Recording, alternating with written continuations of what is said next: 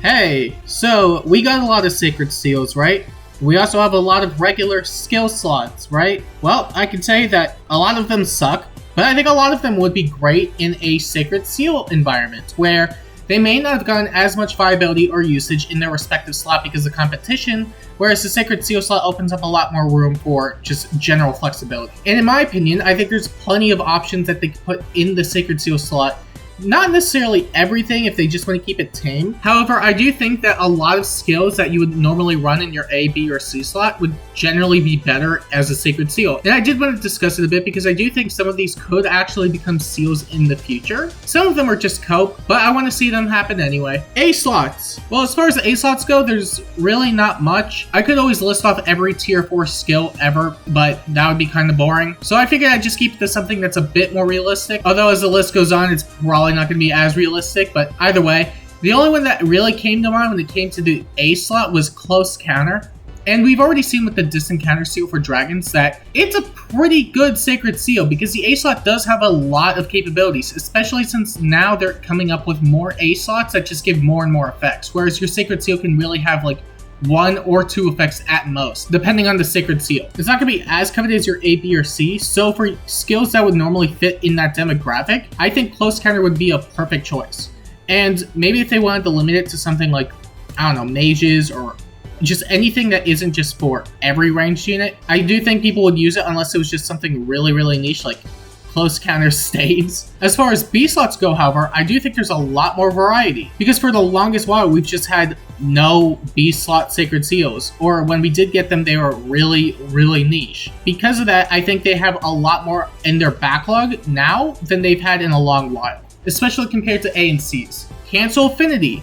It might not necessarily happen because neutralizing any sort of Raven effect, which is still relatively niche for what it's worth, but for the units that do have the Raven effect that act in a pretty defensive manner, such as Nagi, it could actually be really annoying. Or if there are some other instances where you have a Grand Raven or just any Raven's Home with Triangle Depth A slot that could easily hard counter stuff like Yuri, I think having Cancel Affinity could be a pain in the ass, but I also don't think it will necessarily make or break a good amount of stuff, wholly depending on just the overall matchups. Mainly because you are effectively giving up stats, but at the same time we have the no follow-up seal, so even in scenarios where the matchups would just become slightly better or just overall better for the colorless unit, I do find that you're still giving up a fair amount of stuff, although at least with no follow-up, any unit can pretty much get that nowadays, especially now that we have the Lind banners, so yeah, take that for what you will. You also got Desperation, and Desperation as an effect is still pretty good. I would say it definitely rose up a bit in value, especially now that we have the no follow-up seal and just, again, everybody having access to no follow-up really, really easily. Because now you don't necessarily have to worry about stuff like follow-up prevention, and just getting the 2 attacks out before the foe can counter can effectively be touted as just some sort of brave effect, although it's not nearly at the same caliber. Desperation overall is still pretty decent effect in my opinion. I don't think it'd necessarily be the craziest if it were a sacred seal, but in instances where you can get it set up, I do think it could be pretty potent. You also have Disarm Trap, and Disarm Trap B is still really, really good, and a lot of scenarios don't necessarily need it for your B slot. However, for stuff like looping AoE specials, for stuff like Aether Raids, or even for general support like just going on a tile, which could honestly be really, really beneficial, especially if you are looking to just clear away hazards. Although it's not really going to do anything against Hex Traps because that's immune. I think it could be pretty nice overall. Other than that, I have Dulls on the list, which are basically your budget lulls. I do think that maybe eventually we will get lulls as a sacred seal. I don't think it's completely out of the question per se. However, for the time being, I do think a dull would be pretty nice, especially if you are looking to just counter visible buff stuff. So even in a post-Seliph world, it would actually be really, really beneficial for speed stacks in general because chances are he's going to be running low speed defense. And if you have any sort of low effect against his own speed, then speed checks are going to be a lot easier, especially since you can't penalize him to his attacking speed since he has Clash. Other than that, I put Hidden Run on the list. I think for Gale Force strategies, or just anything with Gale Force, it's actually a really nice effect, especially if you were to pair it up with something like Trace, which you can't currently do. But either way, if it were possible, it would just give you a lot of flexibility for just running out of range in general, especially if you are a Cav or a Flyer, because that can easily give you an additional 4 movement. But even for infantry units, they have Close Call, which can effectively work on its own too, although you won't be able to enter a second combat because at that point you just won't be able to move anymore. But Close Call has damage reduction and a hit and run effect, so if you are able to just go in for a first combat and then you Gale Force out at that point, you can still replicate that effectively. But I do think hit and run could actually be really, really good, especially now that Gale Force strategies are just going up and up in value. Now that Emblem is just a thing. Other than that, I have Pass on the list. Pass is also a really underrated skill in my opinion, especially now that we're getting stuff like Bulwarks and just stuff that generally blocks opponents from moving in much more quickly. I think in that regard, it's pretty nice. I do see a lot of people tend to run it in Summoner Duels in their B slot, because, yeah, you just get extended range and you can just cover a lot of stuff. So even stuff like Spring Sonya with Pass would actually be really, really nice just for the AoE coverage. And even if you were to put it on your Sacred Seal, you would be giving up a fair amount of damage output. So even, for example, using the Sonya argument, you would be giving up visible stats which could otherwise just be used for AoE specials.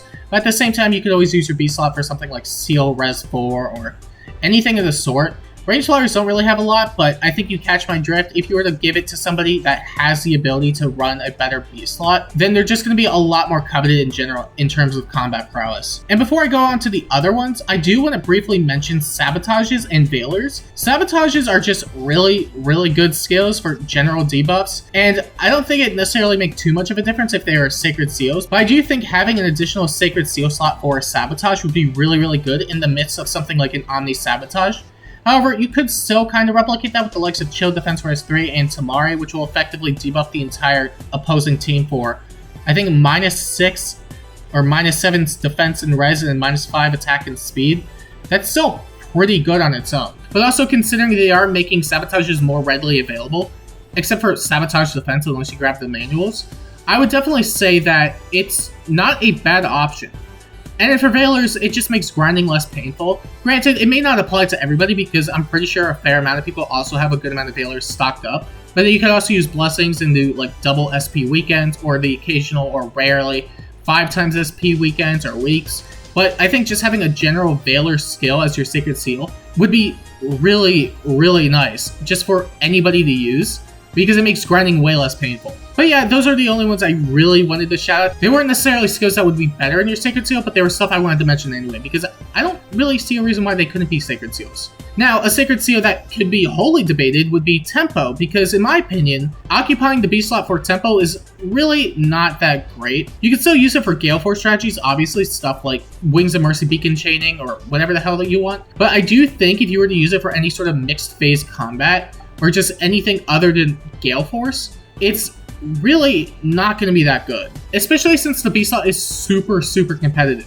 No follow-up, not really as much, because again, you can give that to anybody whenever you want now.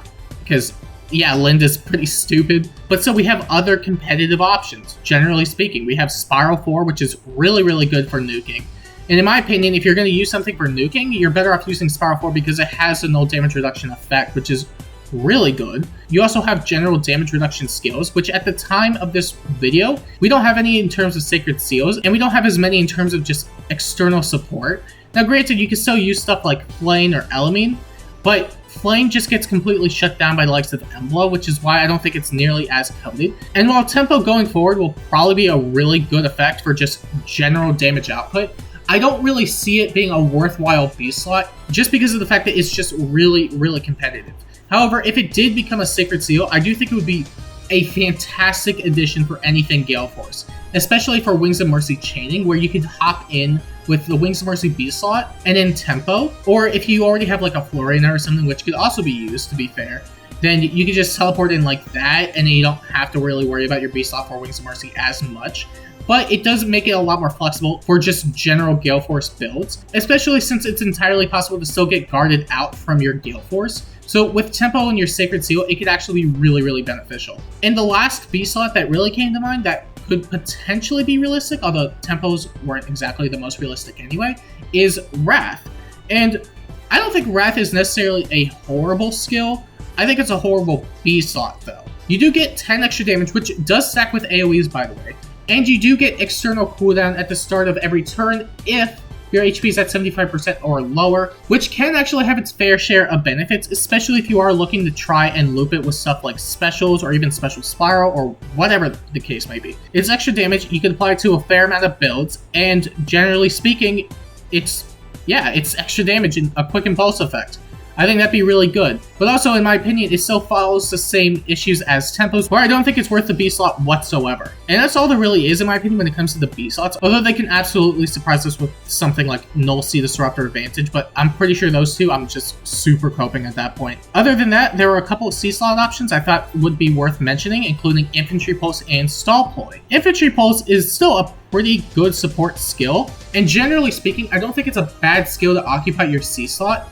However, I do think it opens up a lot more wiggle room for more support if you are able to have it as a Sacred Seal, especially since now we have stuff like Infantry Null Follow, which means that you can grant Quick Impulse, and you can grant the Null Follow, which is really, really, really nice. But also in some scenario, you could also grant double Infantry Pulse, because I'm pretty sure if we were to get Infantry Pulse, it would stack up with the regular C slot. It could effectively be one of your like makeshift Valorias in a sense, where it does provide a lot of support to a lot of other units.